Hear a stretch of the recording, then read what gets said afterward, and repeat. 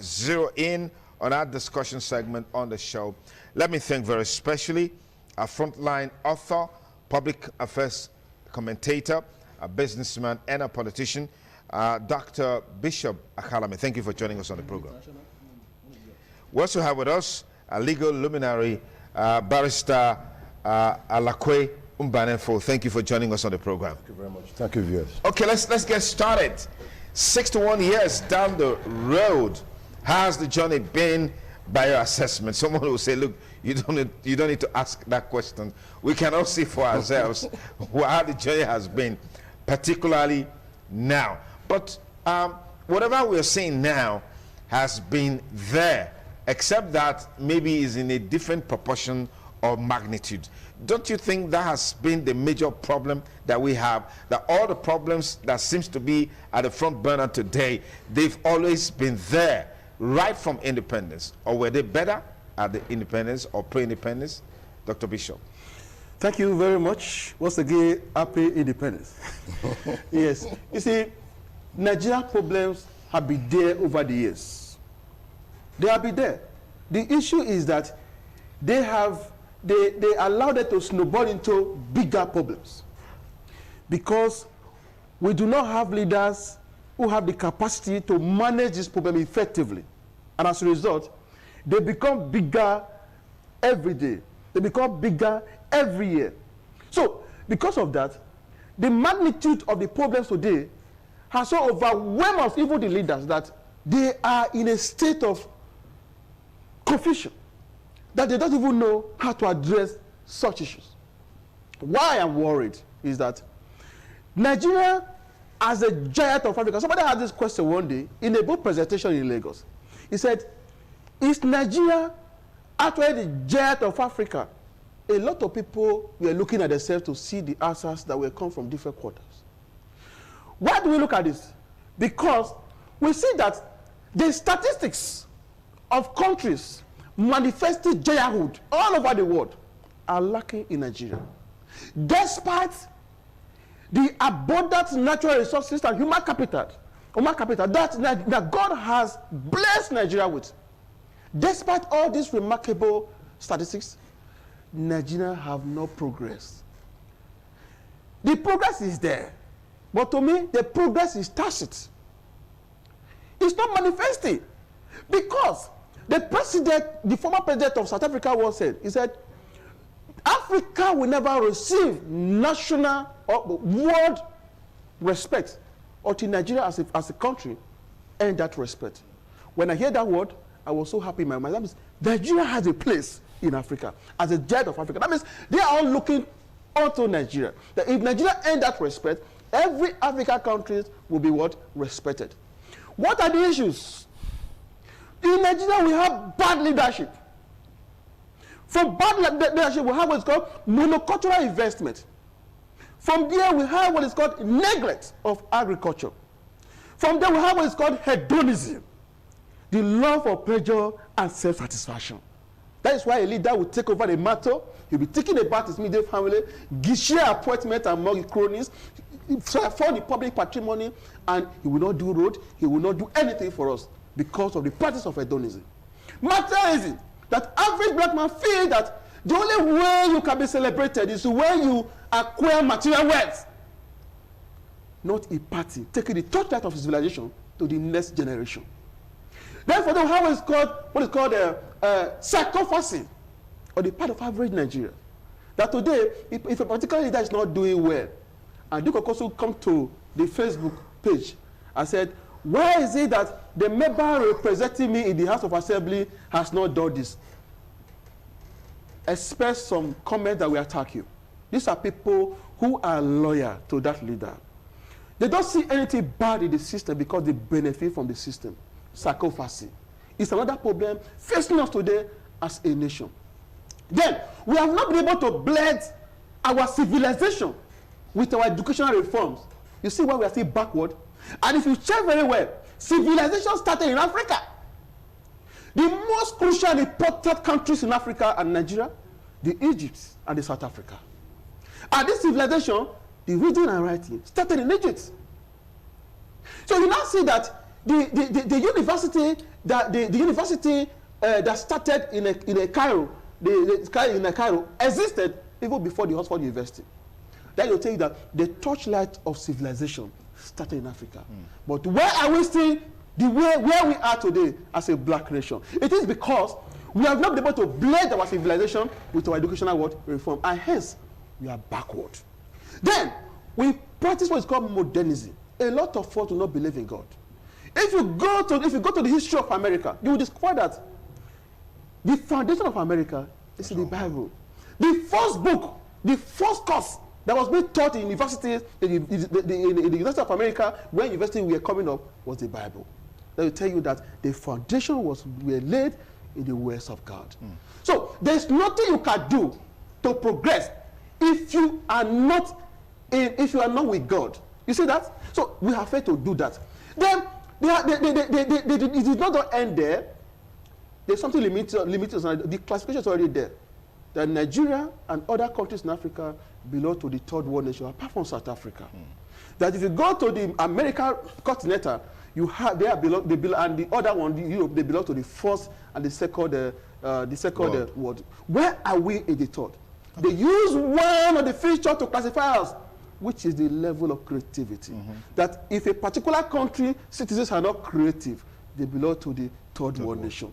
If they are creative, they belong to the first and the world. Today, the environment does not encourage Nigeria to be creative. As such, we remain in a third world nation. Fantastic, Dr. Bishop Akhalame. Let me come to Barrister Alakwe Mbanefo.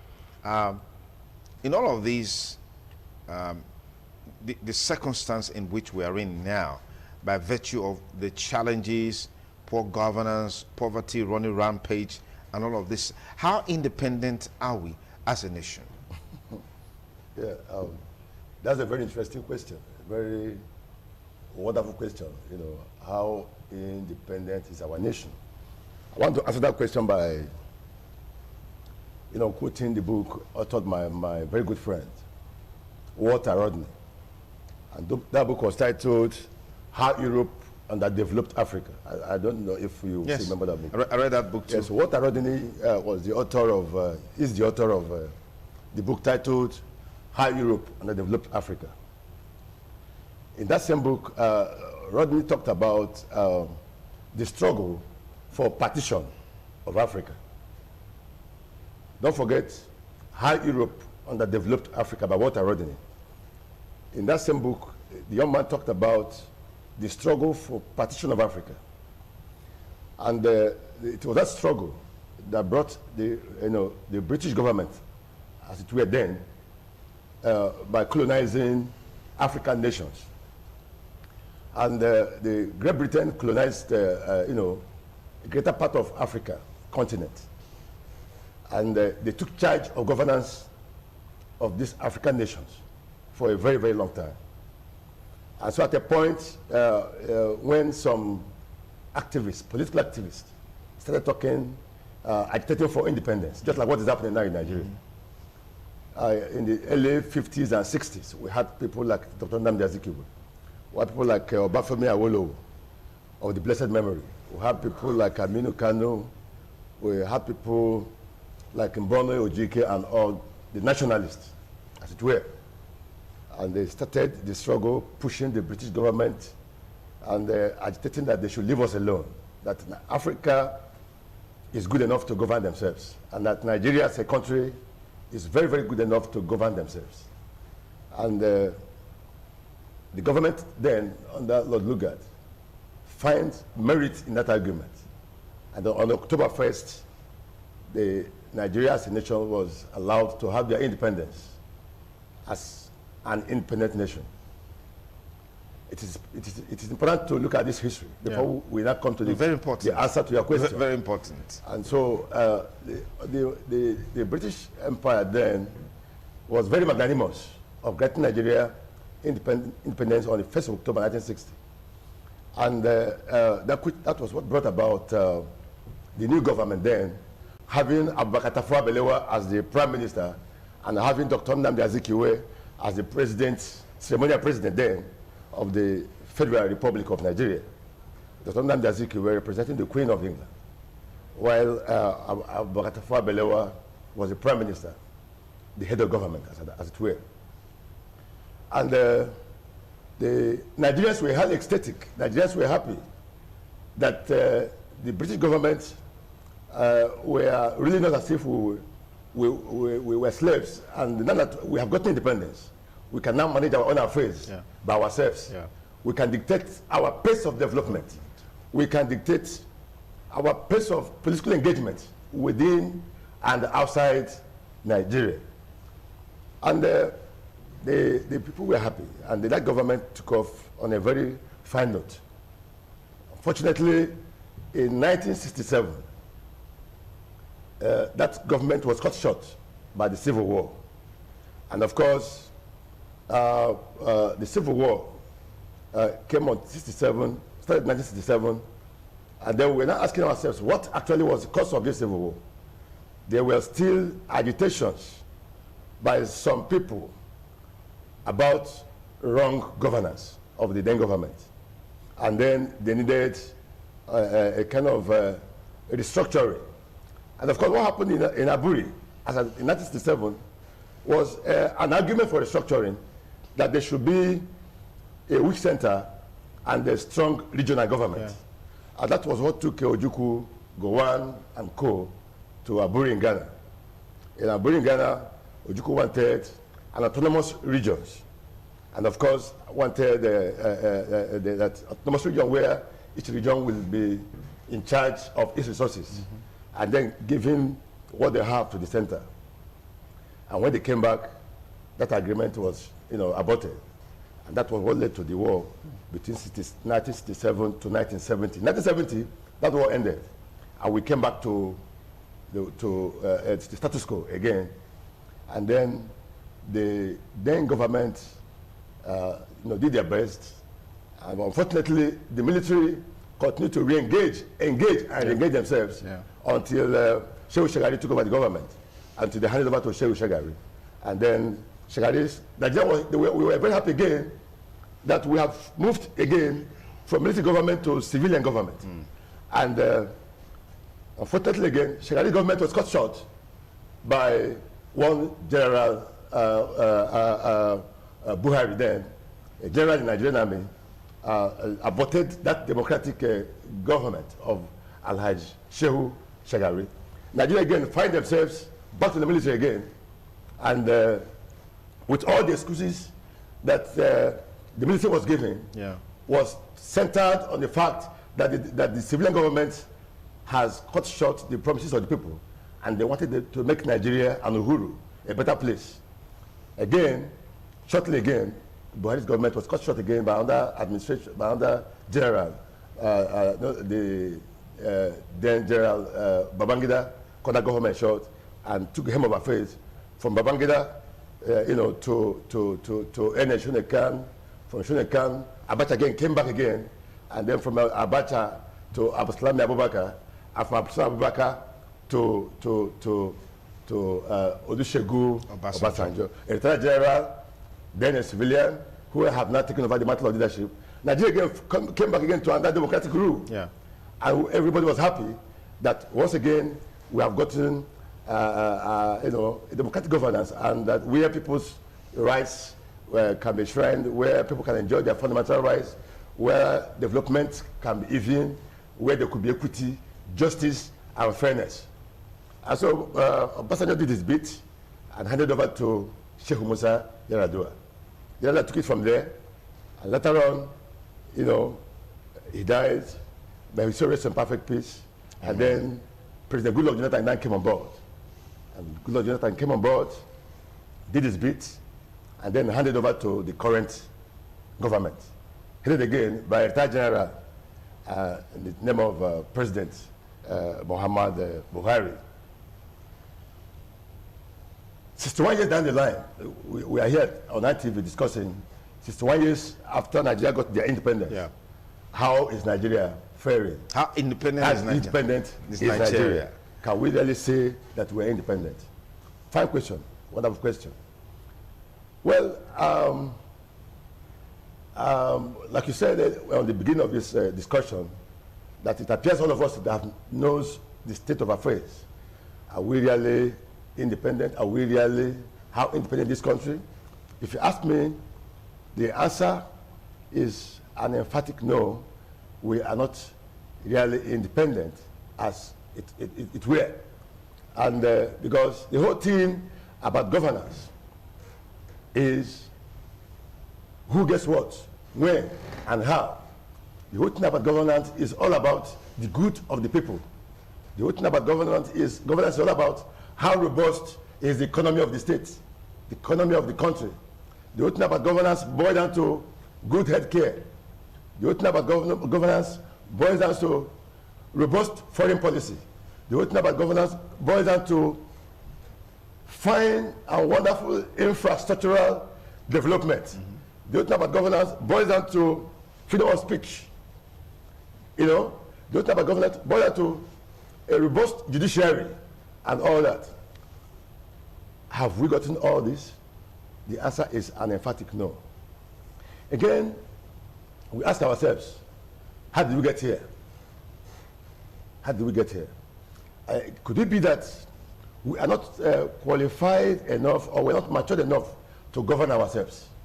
Some people are saying it appears that it's difficult for the black man to govern themselves.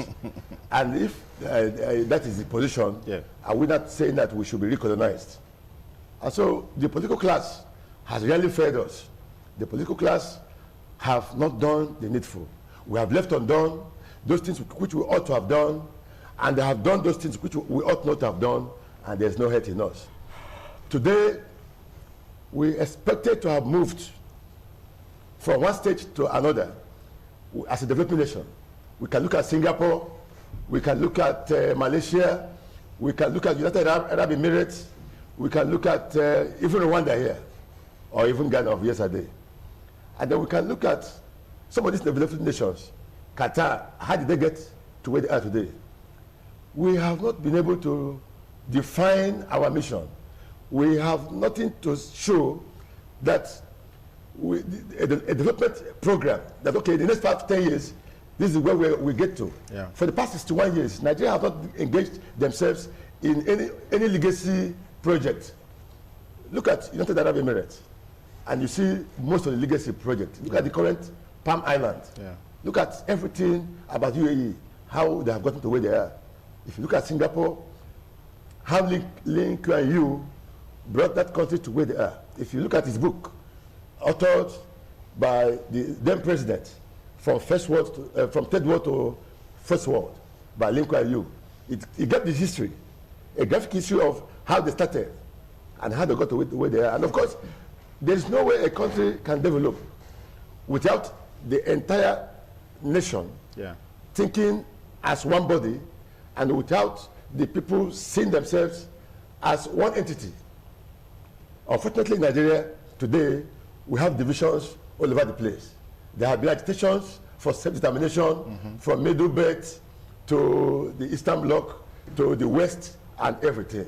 If the governance has been in, on a good stable, on a good state, these, nationalities won't be talking about, self-determination, that want to go, don't want to stay. So the whole thing is so porous that the fear of where we are heading, where we are coming from, and where we are heading to, is what we can't define. Unfortunately, under the Obasanjo, the United States came up with a report that Nigeria will be a first state in so and so number of years. The government brushed aside. That was in 2015. That was in 2015. That Nigeria will be a first state in 2015. Yes, so and so years. But that didn't materialize. So which means there's something unique about this country that is binding us together. No, from the ingredients that is on ground. Of these agitations of not wanting to be one again. Nigeria is already cascading to a first state. Do you think? Okay, let me pause there, Barrister Banefo. If you just join us, it's still TMI. We thank you so much for keeping a date with us. Extraying Nigeria at 6 to 1. As I said, our studio number will be opened in the closing part of this conversation, so you can also call in and be part of the discussion. And Dr. Ahalame, let me come to you now. Something struck me which is the fact that across the country, I'm not aware there is any government that actually put up an event to mark such an important day in the history of Nigeria. And where we are right now is precarious. What are your thoughts on going forward? Well, if you look at what happened on that day, like you have just posited, it's a total demonstration of failure on the part of our government. It shows that they have admitted they've not really done well, you know, in terms of good governance and delivery to the people, the good dividend of democracy. Okay. And hence, over this year, what are we going to celebrate? And I equally saw a lot of Nigerians posted on Facebook, please don't wish me happy independence. So if you ask them why, say, well, I have not benefited. You know, this country has not favored me, so why should I celebrate? So if those who are charged with the responsibility to deliver to the people the good gift of democracy have decided to put an event together to celebrate that day, it shows that they have admitted that they've not done well. Now, what we need to do going forward, like I've said, you see, Nigeria's problems are not just traceable to our leaders alone. If we must move forward, there's need for all of us, every Nigerian have to come to the drawing board. Because everybody shares for the problems today we are facing in Nigeria. Yeah. When I was giving you the problems facing us as a nation, there's one particular problem I fail to say to you, okay. yes, which is insecurity on the part of the country, or the part of the Nigeria, or part of the citizens of this country. Okay. If you check very well today, we talk about inflation in Nigeria. Do you know that the inflation we have today, 70% of the inflation today in Nigeria is artificial, created by people in the market selling? Everybody want to make abnormal profits. You buy a product 20 naira, you want to sell it 100 naira. You make 100 naira 8 naira profit. Why? Because of the quest for materialism. The one that is selling food, we open a supermarket and he will cook food and we sell to people food that he will never eat. He will cook a separate one from home that he will eat, while he will sell the one he cooked with rotten tomatoes to Nigeria. Is that the president of the Nigeria? You give your vehicle to a mechanic to work for you. He will tell you a problem, we identify it, you will pay. You will go to where to buy those things, will come. He will remove the parts removed and wash it and refix it for you. Is that the government? Because you're not there. Is that the government? So there are a lot of issues that all of us need to do something. There's what is called we have what is called a low moral climate in Nigeria. Okay. Today nobody seems to be talking about virtues like honesty. We're not talking about virtues like integrity in Nigeria again. That the only value we see people now in Nigeria is money, money, money, money. Irrespective of the source of that money, that is the only way you will be accorded our respect. That's where we are where we are today. People have value. People can crave value. People can add value to the growth and development of this country. They are not being respected because they don't have the substance to give. So if you're an armed robber, you have money, then they say you have value. If you're a kidnapper, you have money, they say you have value. So because of this, every Nigerian discovered that the only way you can be respected in Nigeria is for you to hold money. So people have now identified politics as a place where you can get this money. People have identified some areas where you can get this money. So people do not have business ordinarily to occupy political offices are not going there to occupy political offices. Why? Because they have seen politics as a business venture. I am not going there to offer what the people need to the people. Let me just go there. Let me put my money for my campaign, go in there and sit down. Then I begin to siphon. I begin to recoup what I've spent. That is why we are still where we are today. I have always said it's not systemic, it's people problem. If Nigeria problem must go, all of us have to change our mentality. That's the followers now. Everybody, all of us, okay. We have to change our mentality. There's need for us to engage our leaders. There's need for us to interrogate them If we vote for you and you go to Abuja, we vote for you, go to House of Assembly. There's need for you to engage you for accountability. Yeah. But people are no longer doing this. When so many of them are now close to that particular leader and they get money from him, if you want to form a group, say you want to interrogate, you want to demand for accountability, they will be the one to attack you. Straight up. The leader will not be the one to attack you, but some persons who are supposed to support you to ensure that good governance is assured will be the one to attack you. So why must you be saying this? That is why we remain perpetually where we are today. My friend, Sonny Duke Okosu, how can we have a good governance where the people, even when they know that you are highly wired when it comes to ideas, you have what it takes to transform the state. You have what it takes to transform Nigeria. They organized debates. 3 of us were contesting. They engaged us. We spoke to the people, our idea, what we can do. They listen, they've seen it. That Sonny Duke Okosu is very talented. He has high mental capacity to deliver to the people. When you talk, they clap for you. But on that day for the election, nobody will vote for you. You know why? Because you don't have the substance. You don't have the money to give to them.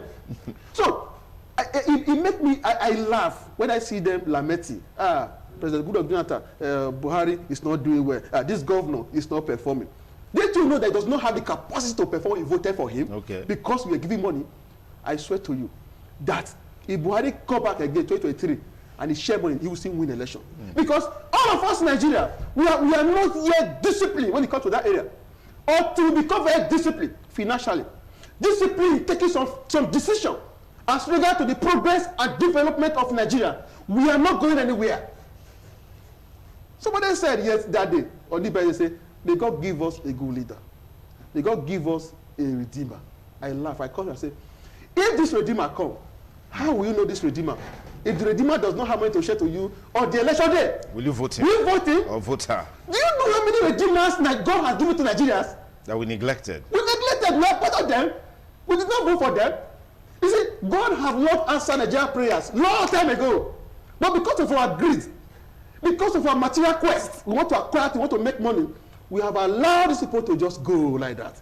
Nigeria would have long been developed more than this today. Because the good people and these people who have what it takes to develop Nigeria were relegated, they were pushed aside because they don't have the money to share. On the election day, let Nigeria open their eyes. Okay. Shine your eyes. That's it. But Salakwe, going forward, what's the way out? With all the crisis bedeviling the country, is 2023 the answer? I had a program on Saturday and someone said, well, when you feel the pulse of the people, they are saying, well, this is this dispensation is not good at all. Perhaps all we need to do, let's just hope and pray and tarry a while, be patient. This phase will soon go away. When 2023 comes, we know what we'll do. But interestingly, on 2023 or in 2023, when the election comes, just like Bishop was saying a while ago, these same people will go to the field and do exactly otherwise. And we tend to forget so quickly in a hurry. That sense of history is not there, that is supposed to guide us for the present and the future. Barrister Alakwe. Yes, I'm not a medical doctor, but I would like to make reference to the School of Medicine. You can agree with me that today, no medical doctor that knows his onions, that will administer drugs on you or treatment on you without advising you to go for a medical test. It is the outcome of the test that will determine the right drugs to be administered to cure that disease. And discussing the way forward, it will be important for us to look back at what do we think is the problem with Nigeria. What do we think is the problem with Nigeria? And we can only get a solution when we know the problem.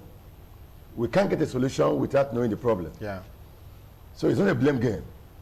For instance, the former president of United States of America, George W. Bush Sr., has said that this is not the time to blame the past presidents, and that an incumbent president has a responsibility of solving his people's problem. And so this is not the time for we to blame any person without first of all asking ourselves, what do we really think is our problem? And so, as right from the beginning, the amalgamation of Nigeria by the British government,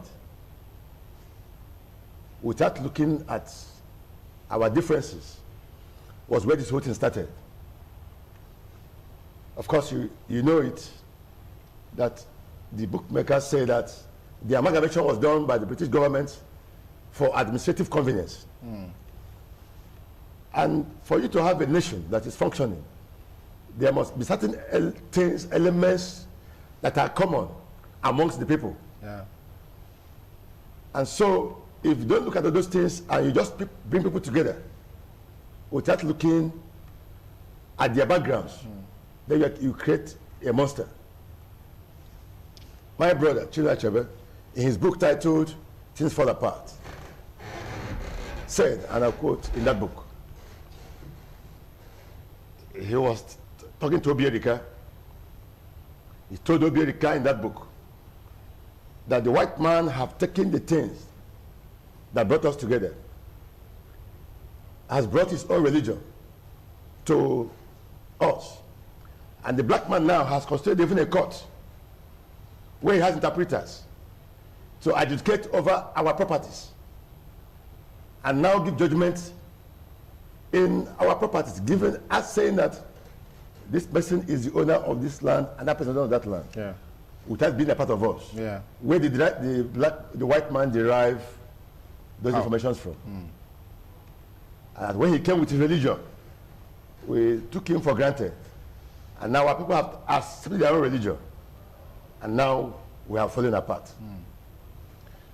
And so the book, Things Fall Apart, is a succinct capture of Nigeria's situation. And so I feel that at the beginning, the amalgamation was a problem. And again, that marriage was a marriage of unequal partners. Today, as of today, sir, the major problem we have today is appointments that were made by this government in power, for which the majority of Nigerians are saying that these appointments was not done respecting the Constitution. Therein, wherein they talked about federal character, quota system, and ensuring that every block is well represented. And as some part of the country are saying that, look, the way these things are going, it appears we are not part of this arrangement. So, for a government to function, you must be able to work on the people's minds, making them feel that they are part of the system. A sense of belonging. A sense of belonging. And that could make everybody to say, okay, let's push ahead and see how we get there. Unfortunately, this is not what is on ground. And again, we expect that even the government in power, irrespective of the appointments of the people in government, from a particular part of the country, that development should reflect in that part of the country. But unfortunately, that's not the case. That area, there's nothing showing that they're even in government.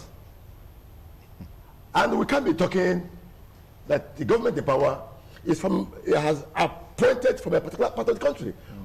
That same part of the country remains unarguable one of the poorest parts of this country, where we expect that people who should be in government should be people that have something to offer. Absolutely, absolutely. And so I think what we're having is probably having a square peg in a round hole. Or a round peg, or a round peg in a square hole. Interesting, fantastic. Let me post it there. And so, yeah, okay, yeah.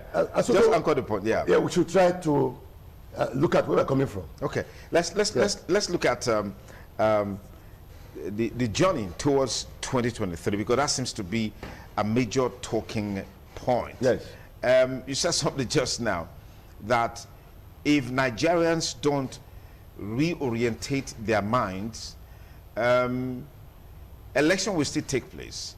Even with the state of affairs, it will still go in the direction it went the last time, because Nigerians, in your opinion, have not really had that reorientation of their mind to be able to have a new dispensation or disposition to how things are supposed to be done.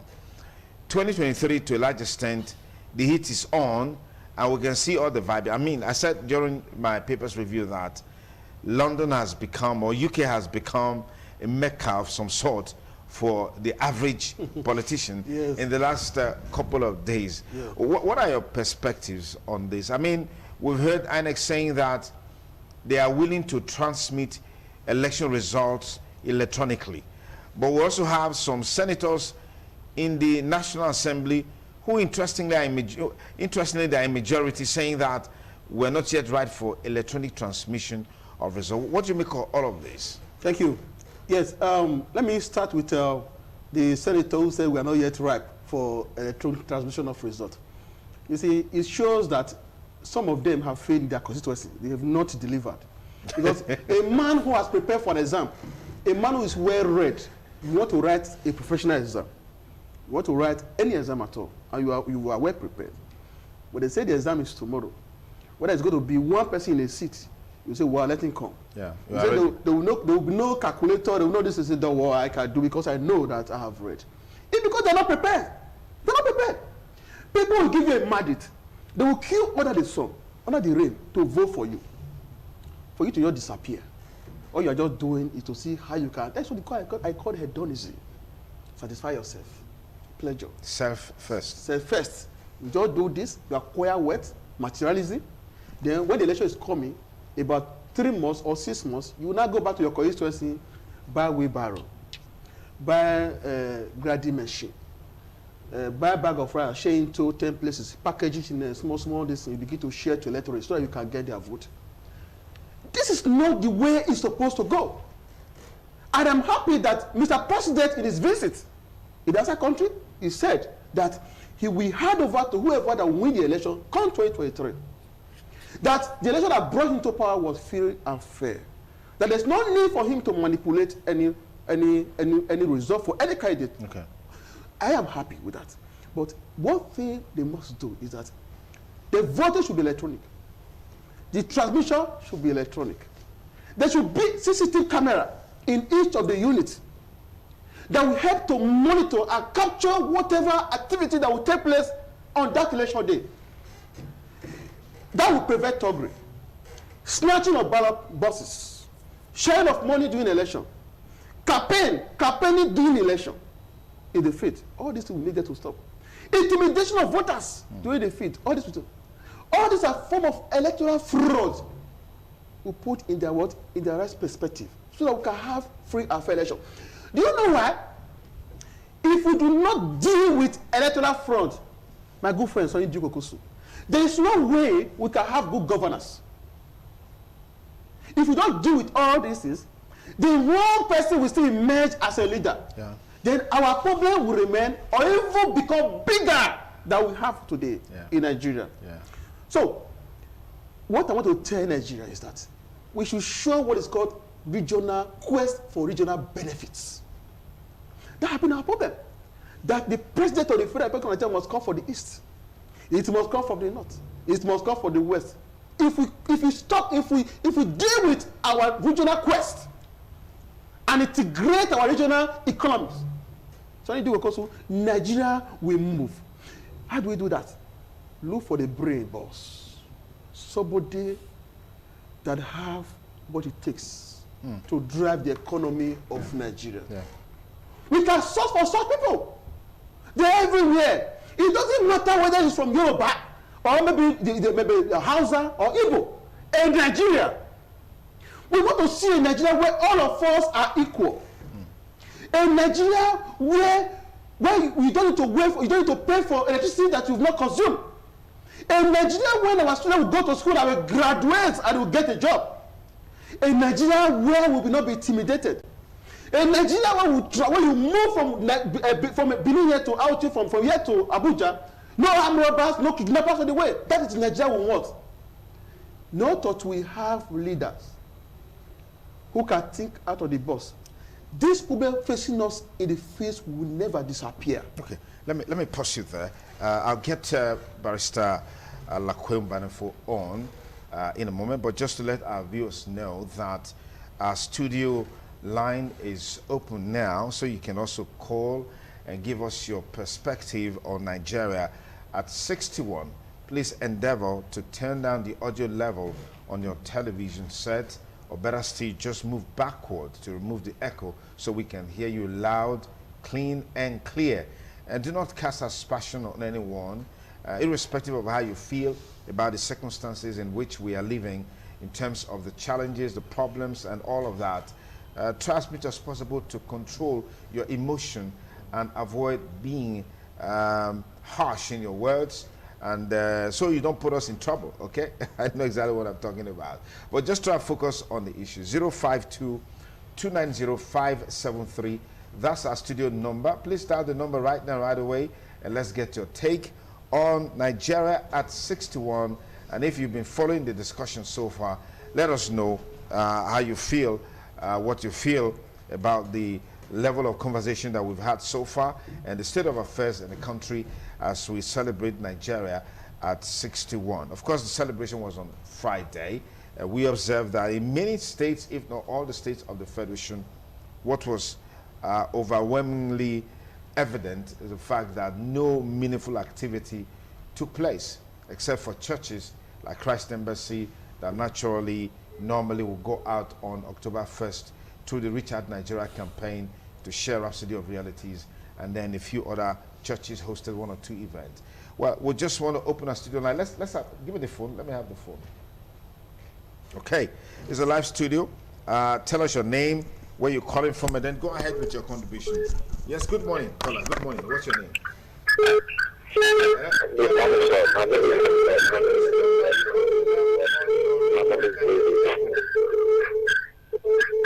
Turn the audio level on your TV, I beg your pardon, to remove the echo.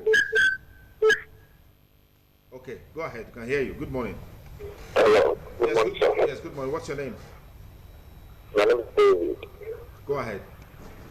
I'm coming from a district. Go ahead. Okay. Yeah, just what your second was saying over there. Okay, we deal with the issue of ceremony in the field. Nothing will work in this country until we stop this aspect of stealing of ballot boxes in the field. Nothing will work in this country. We have a good man who can lead this country forward. It's just that they did not give him the opportunity to I'm sure he said that's just the problem we are having in this country. Thank you, sir. All right, thank you. Thank you for your contribution. 052-290-573. That's our studio number. Dial it right now. Let's get your take. Good morning, caller. What's your name? Tell us your name and where you're calling from. Go ahead with your contribution. Hello. Good morning. Turn down the audio level on your TV set. I'm Mr. Festus, please turn down the audio level on your TV to remove the echo so we can hear you loud and clear. Hello. Yes, go ahead. Can you hear me now? Yes, go ahead. We can hear you. Okay, so I want to talk about Nigeria. Go ahead, we're hearing you. We can hear you. So the problem of Nigeria is the foundation. Those who lead the foundation will not allow them to rule the country. So that is why everything, they hijack the power on the way. That is the problem we are having today now. Until they rebuild the house again, before the country will move forward. Okay, thank you. Thank you. Thank you. Like people like Okay, thank you for your contribution. 052-290-573. Hello, caller. Good morning. What's your name? good morning. My name is George Waifu. I'm calling from Benin, from Sapler Road. Okay, George, please go ahead. All right. I want to say big thank you to one of your panelists there, the doctor. And I believe that most of the conclusions that I came to, those are the logical conclusions when you are trying to get to a resolution of how this country can move forward. I want to hammer on the fact that electronic voting is way to go. Because if we don't go in that direction, there is no way politicians will be able to elect the right people, because everything is done electronically. If we can invest in Tomahawk vessels for our Air Force to fight Boko Haram, because that's an extreme situation for this country, we should be able to invest enough in the areas of election, which is part of our electoral reform. Electoral reform is exactly what the average Nigerian needs today, because that's the only way we can say, yes, we go to the polls and vote, and we are sure that our votes will count. Please, let's hammer on this, because that's where this nation needs to go. Otherwise, we continue to run in circles. Thank you. George Wifo, thank you for that very lucid contributions to the conversation this morning. Hello, caller. Good morning. What's your name? Good morning. The audio level on your TV. My name is Paul Mafida. Paul, could you turn down the audio level on your TV to remove the echo? Okay, I just left. You can still hear the echo. Okay. If you would just do exactly what we ask you to do, you'll be able to contribute. Please always endeavor to turn down the audio level on your TV. Hello. We can remove the echo. Hello, good morning, sir. Good morning, caller. Good morning. You know, to talk about Nigeria, Yes, go ahead.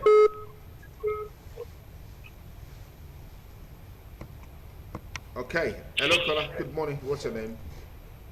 Hello, Charles, calling from South. Charles, go ahead, please.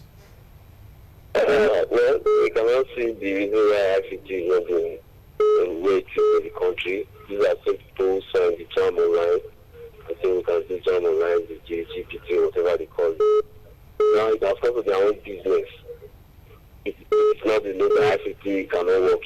It's the reason why ICT has been very peace with this country.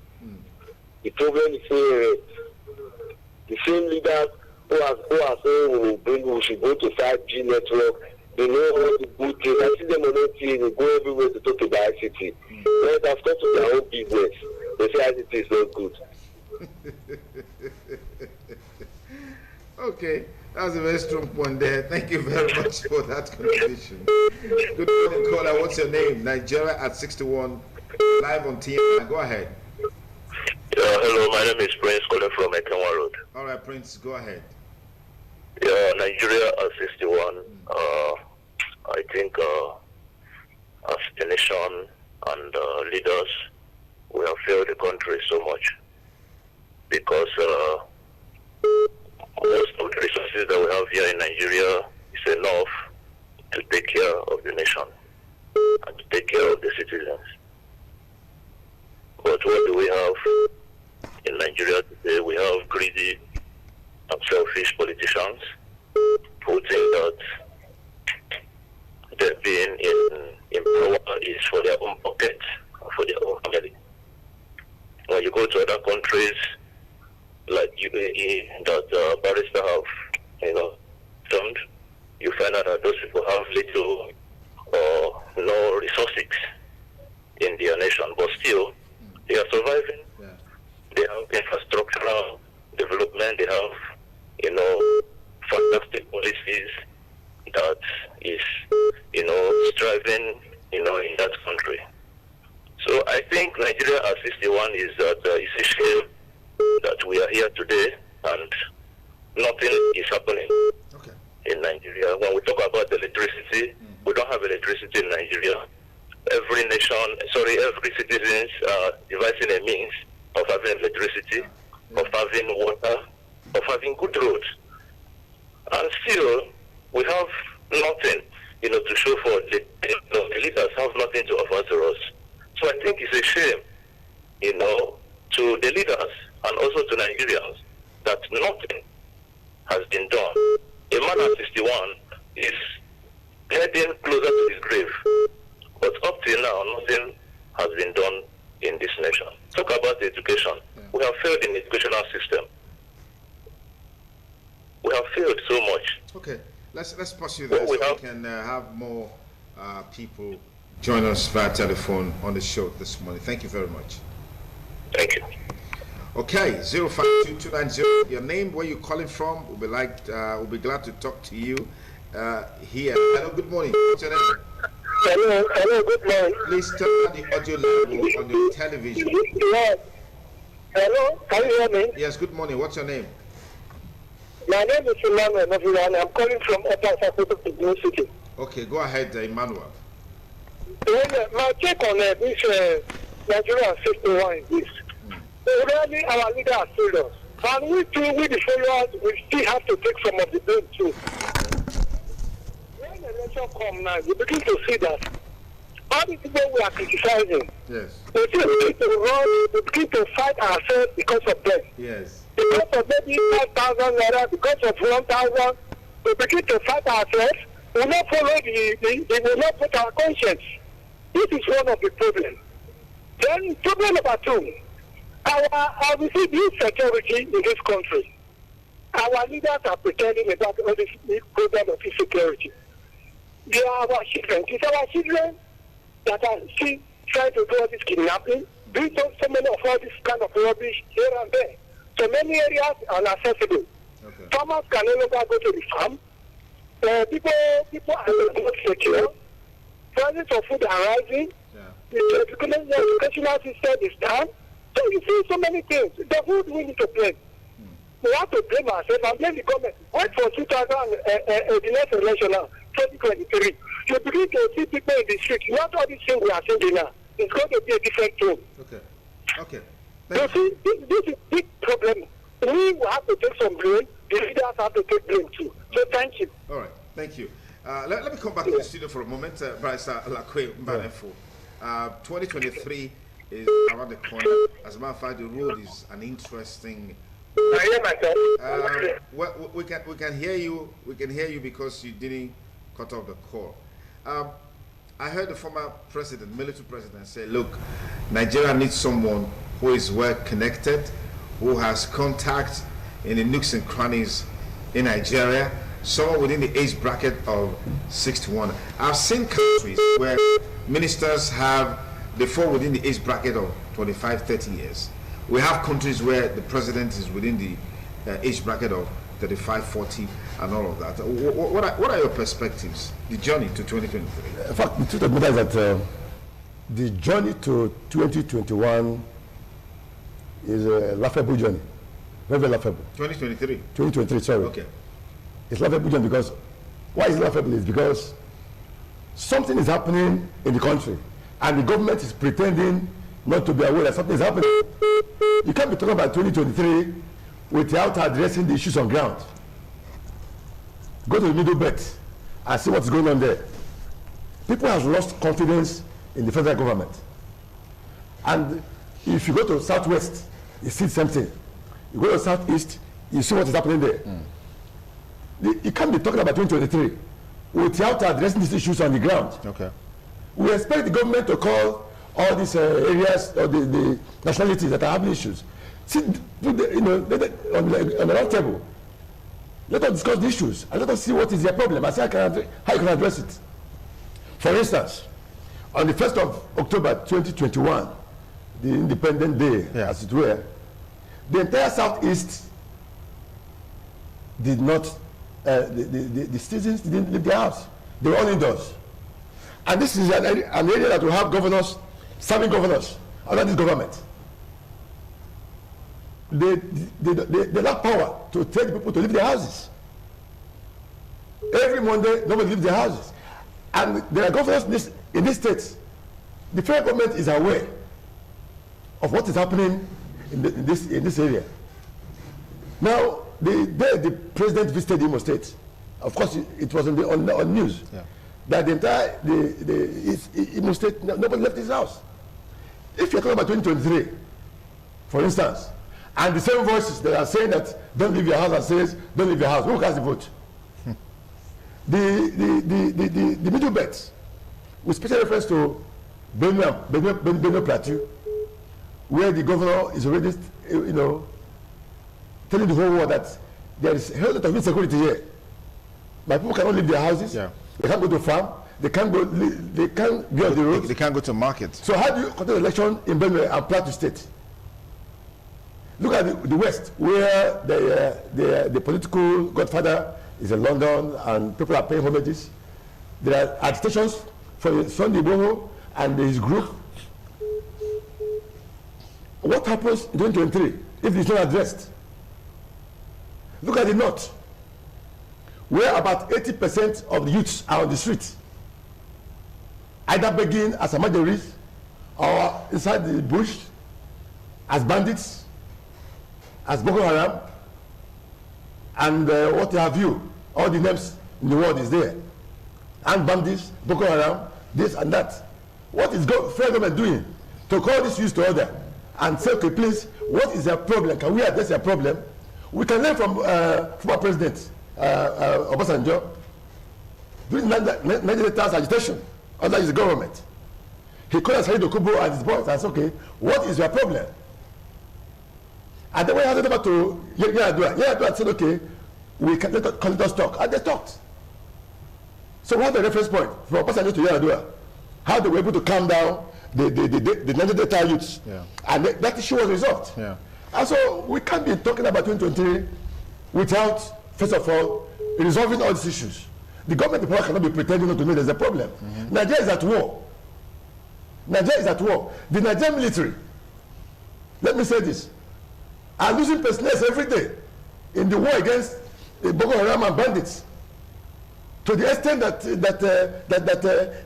former chief of army staff that had the plane crash and all that. Chief of army staff. Chief of army staff. And, you know, losing such a great guy who the federal government has spent so much money to train and all that. And we're losing more officers in this fight. Look at NDA, National Defense Academy. NDA. Yeah. Where the bandits or Boko Haram or whatever they went to NDA, the finest sport in Nigeria, where the best military heads are being grown.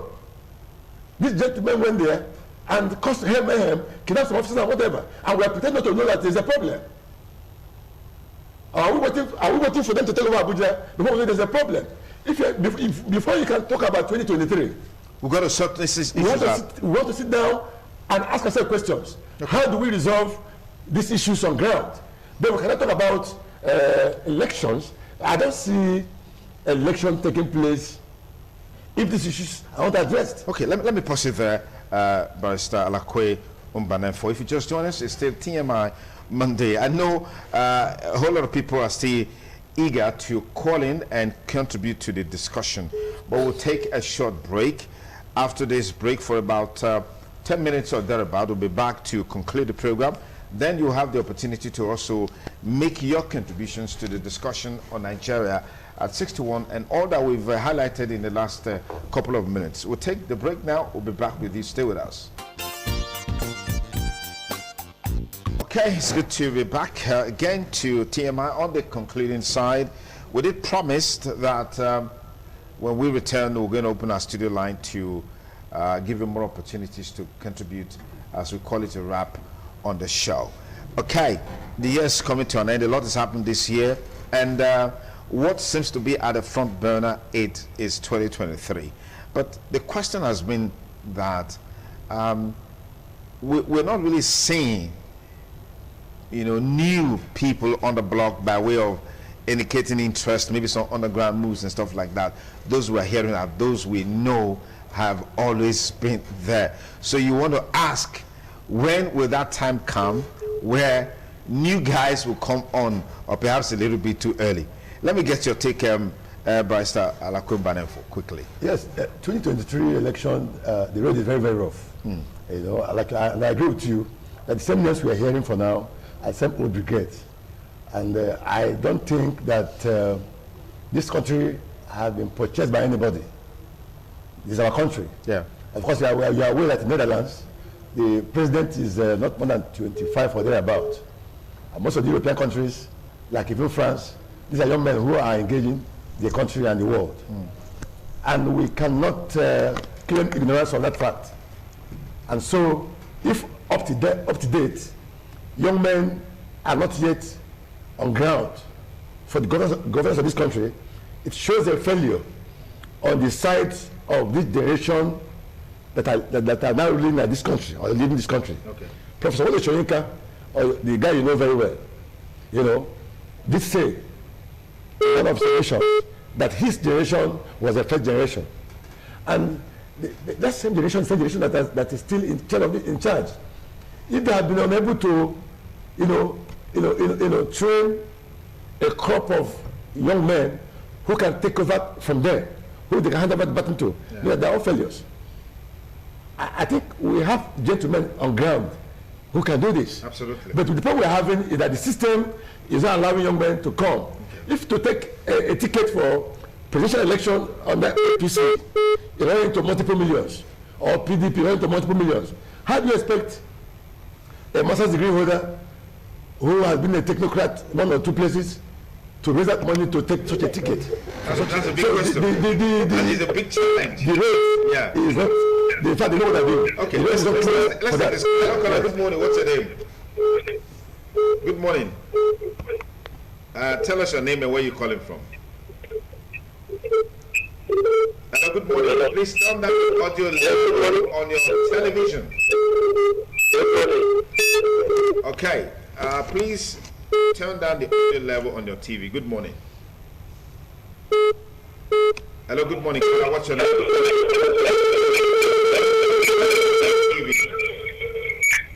Hello? Yes, good morning. Okay, we're trying to bring some discipline and sanity into what we're doing here. Once you make the call, turn down the audio level on your television or move backwards to remove the echo. When the echo is there, we can barely hear what you're saying. Hello, caller, good morning. Good morning, tell us your name and where you're calling from. Hello, caller, what's your name? Tell us your name.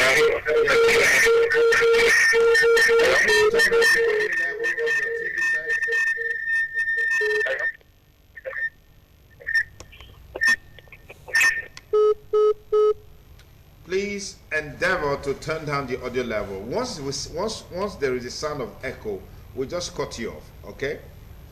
Good morning, caller. What's your name? Good morning. Hello, good morning. What's your name? Okay, so Bishop, let's get you in here, because when he was talking, I heard you turning your head from left to right, as if to say, no, I disagree with you on this one. Yeah, but let's see what this caller has to say. Good morning. Okay, so there's a crisis with the now. Yes, good morning. What's your name? Hello? Good morning. Good morning. What's your name? Hello? Hello, good morning. What's Good your morning. name? Okay, so Bishop, please go ahead. Yeah, the issue of youth participation in politics, Yes. leaving the old one to still recycling themselves. Yes. You see, the only advantage they have is not as if the youth are not ready to participate in politics. Mm-hmm. How many youth have been there? Am I not a youth? I connected the government twice now. The government operation they have connected twice. Am I not a youth? So we have a lot of people like that who are participating in politics. But the issue is that these guys have decided to colonize the major two political parties. The PDP and the APC, they colonize this party, that they will never allow talented youth to come in and get the ticket. Why? Because of greed. One of the ways they have been able to colonize the two major political parties is the nomination fee. That before you can get a ticket, then you must have been able to be in power for so many years and siphon the public fund to your own advantage to take that form. These are the things they are doing. Like I just said. But we have instances where some of the governors or even presidents will come out to say, well, we got this form from Committee of Friends. Committee of Friends bought this form for me. 20 million naira, 15 million, I don't know, whatever the case. So why if you are, why don't you muster such committee of friends who will be able to put resources together to support you, Bishop? Let me tell you something. Yes. That is been one of the problems we are having in Nigeria. Everybody wants to benefit from a system. Okay. It may be right that a committee, you discover that people that will buy that form, they belong to the Holoi Poloi group. They don't even have money. But they put money out together. You know why? They are looking for the future benefits. They see that this man we may win this election. Okay. Hence, let us tax ourselves. But they will not tax themselves for any youth. You see, that is the problem we are having. They will never tax it. I have told you, I said, if the youth can come together like the broom, and I can tell you, the youth will take over governance in Nigeria. But they are not ready to do that to support themselves. You know why? These guys, on the other side, they have money. They know the power of Nigeria, this hunger, poverty. A lot of these youth you are seeing today, some of them are first degree holder, second degree holder. They have been in the street for a very long time. No job. So they use the money to advance them during election. You can tell them by their conscience, they will abandon their own. I remember 2016 election when I corrected the election during the debate. I saw youth who came with other political parties for the debate. When I was talking, they applauded me. This is our own. You represent our constituency. But the poverty in the country, we make them not to vote for me in the field and collect money for those who have the money and leave me. Okay, hello, Kala, good morning. What's your name? Good morning. Yes, what's your name and where are you calling from? This is Advocate. I'm calling from Ikwebe. Okay, Dr. Advocate, go ahead. Yes, you see, the movement there and the other guests, they have spoken extensively and well, reason with what they have said. You see, the leadership of this country, they have held Nigeria hostage, this ruling class. They don't allow the young to grow. They have emasculated the masses. They have cornered the wealth of this nation to their side. You have seen now that politics is the only investment in this country. No company, no business thrive. Everywhere is frustrated. So it's very unfortunate. And if we have to go by anything, it's no other than e-voting. E-voting and transmission of the results. Because that's the only way the masses can triumph. Thank you. All right. Thank you, Advocate. Thank you. Hello, Kala. Good morning. What's your name? What is your name? Okay, thank you, Kola. Thank you. Hello, Kola. Good morning. What's your name? Tell us your name and where you're calling from. On your TV set to remove the echo. We said that repeatedly. Turn it down to remove the echo. Okay. Yes, I can hear you now. Go ahead. What is the background there? Just change the president, everybody. We're listening to you. Go ahead. Okay, so that's much we can take here on this segment of the program, and just very well can bring the show to a close. But let's get your parting words, Barrister Alakwe Banenfo. In all that we've talked about, Nigeria is 61 this year, will be 62 next year, and this seeming disposition to the situation in the country, where people are saying, look, let's just tarry, let's just be patient, this phase will soon go away. Do you really think that 2023 is the answer? You've given your perspective on that, particularly against the background of the challenges in the regions already. But so what's the way forward in all of this? Yes, the way forward is that we cannot profile a solution that is worse than a disease. Talking about 2023 election is like profiling a solution that is worse than a disease.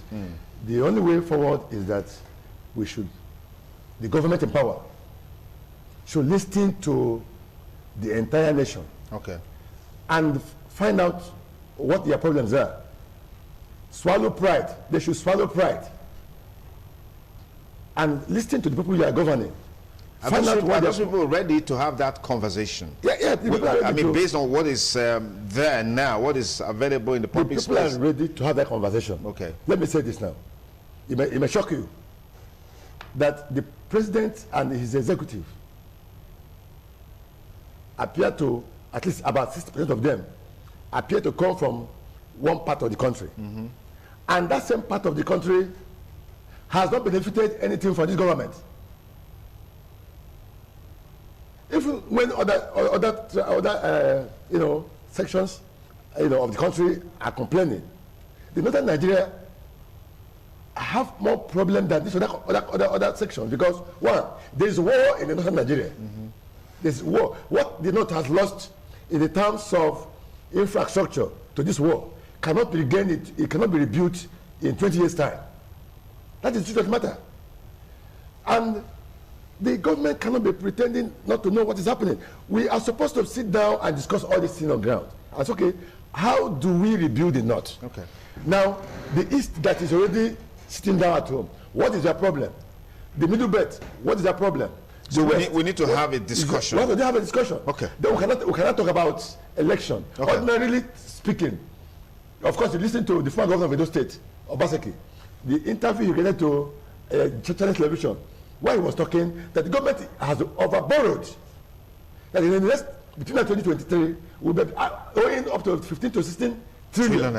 And the government's approach to building the economy is wrong. Okay. That we cannot be printing money in place of salaries. Yes. Yeah. In place of talking about how to regenerate the economy. All right. Let's get a party word from you by Dr. Bishop. I have to make a passionate appeal to those in leadership that in this critical time in Nigeria, what we need now is the principles of harmonization have to prevail. All of us have to come together to see how we can navigate. That notwithstanding, there's need for us to, when a man writes an exam and the result is out, you see references. Then you look at those where you have not done well, so that when you want to prepare again for the next exam, you double your effort. Okay. If a man you're celebrating your birthday, there's need for you to look backward, evaluate your life, see the areas you have not performed well, bring effort, do analysis, find out where you failed. Then you have to rekindle your effort again to see how you can move forward in life. So that is what we need to do. Okay. So if we can do this, Nigeria will be a better place. Thank you very much. Beautiful way to conclude our package for today on your ultimate news and current affairs program on television. Let me just balance myself up as we call the show, bring the show to an end. I want to say big thanks to you and you for making the show a huge success. Our presentation directors, Peter Ogie and Bernard Osawaro, thank you very, very much. Osamu Jame Agimia on cameras, thank you so much for making the show a huge success. Special thanks to our panelist, Dr. Bishop Akalame, thank you for coming. And Barrister Alakwe Umbanefo, thank you so much for coming on the program. Thank you very much. God bless you. Okay, well, it's Sunday, and I hope you went to church. We ended up having our service here, preaching to you, ministering to you, just to ensure that you're well informed so you can take action in reinventing Nigeria. Yes, the election is still far away, but we all have to work together to reinvent Nigeria and put Nigeria back on track, on the trajectory of peace, unity, and development. My name is Sonny Duke Okosun. Once again, happy Independence Anniversary in Riyadh, happy New Month, and happy Sunday. Bye for now.